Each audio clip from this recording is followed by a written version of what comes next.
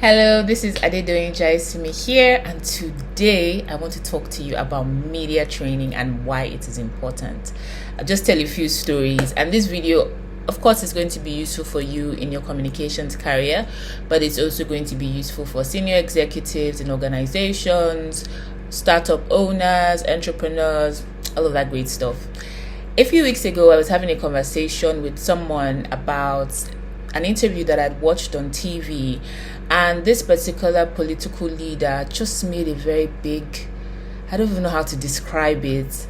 It was asked a question that should have been anticipated just because of the occurrences that were happening, and how he dismissed it was so poorly handled.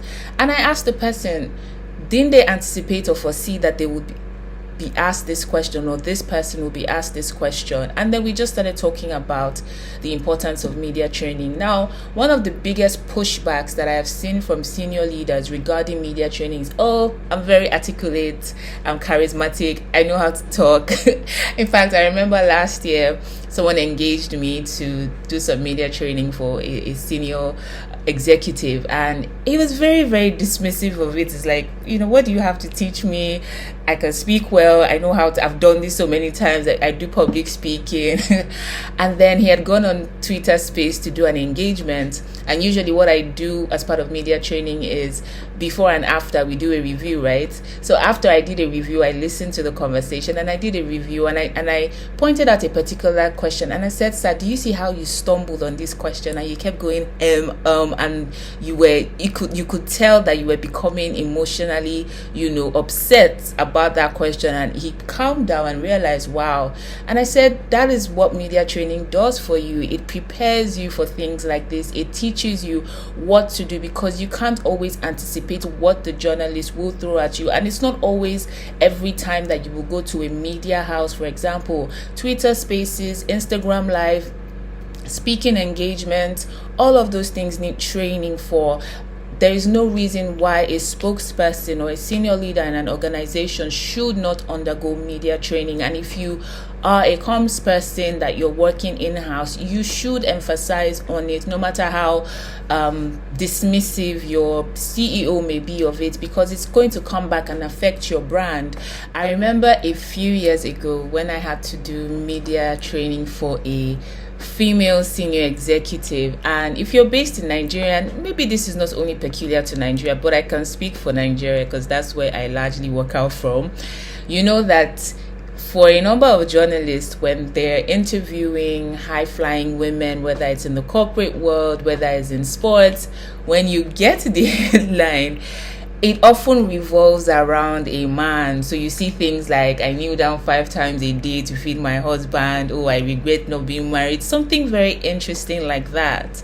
And so in the conversation with this female executive, it was just to talk about, these are the typical questions that the journalist will ask you, and this is how you should answer. Because what happens is, the question is thrown at this executive or the high-flying woman, and because the issue of either marriage, family, creating work-life balance, for a lot of women or a number of women, it can be a touchy issue. So sometimes you find that some want to overcompensate in their answers so that they don't look like, I'm not responsible, or I'm not a family person. But you don't need all of that. So in that conversation, the example, or how I told that executive to look at it is this: when you are asked this question, frame it in a wider way. Let it go beyond you. So the person says to you, how do you manage your work with family? And you say things like, I'm doing my best as God helps me, but I would really love it if, for example, organizations begin to incorporate certain things in the organizations that allow women to thrive. And you can see you divert it away from you and your personal life to talking about wider policy issues within organizations and within countries. Things like, you would love it if policies will be in place that allow women at whatever level, whatever stage in their career, to continue to go and rise, so that they're not having to make difficult decisions and able to balance work and family. Simple, and you move on, not saying, it's so difficult, but I go to my children's school 5 times a day and make sure I do this. You don't need all of that, right? So that's an example. I just gave that as an example. There's so many questions that journalists will throw at people or at executives or at the spokesperson, especially in a crisis, that if it is not answered properly, it makes everything worse. I remember being at a conference and there was a minister that was asked a specific question about statistics, about something like what is the current percentage of something, and the minister didn't know. Everybody went on, how can the minister not know Twitter? I was like, oh my goodness. And those things happen.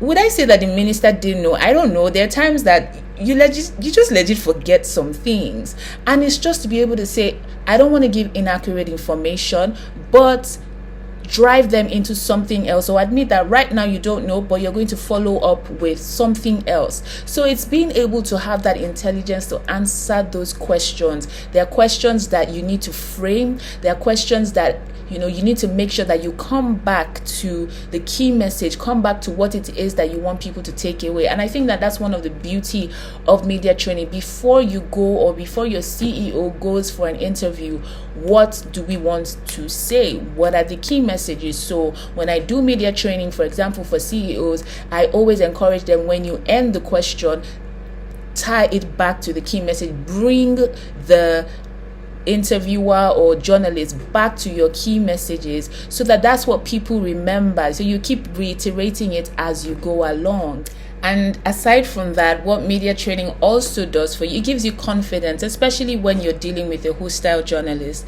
So if I know, for example, this CEO is going to this maybe show, you research the interviewer, what kind of questions do they normally ask. So you already know that certain journalists are very antagonistic, certain hosts or TV presenters, they're nicer.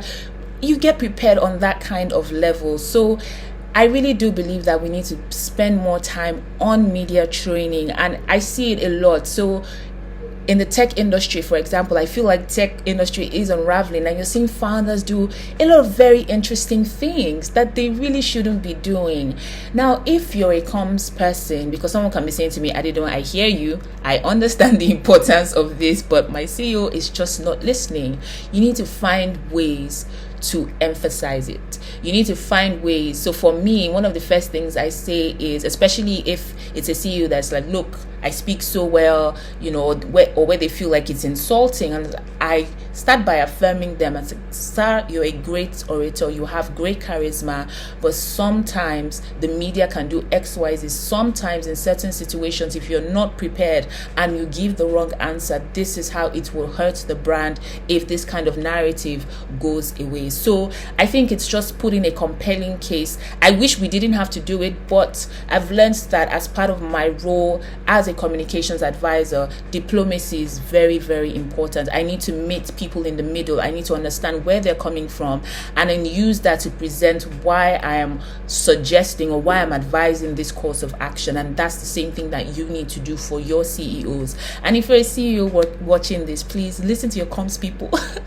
Media training is absolutely important. It really does help you to stay in control of the narrative that you want for your organization and from that interview. So I hope that these quick tips that I've just shared regarding media training has been helpful. If you want to know more, please engage with me, but it's absolutely critical that every senior leader, every spokesperson does media training. In fact, media training is not even something that you do once. Before every interview, there needs to be a discussion on talking points. There needs to be a discussion on, if this question comes up, how we handle it. There needs to be a conversation on what areas are we not going to go to, no-go areas, so that when they come up, you know how to frame your answer in a wider perspective that doesn't sidetrack from the message and the direction that you want that conversation or interview to go. I hope that you found this useful, and I look forward to engaging more with you through this channel and on my other social media pages. Bye.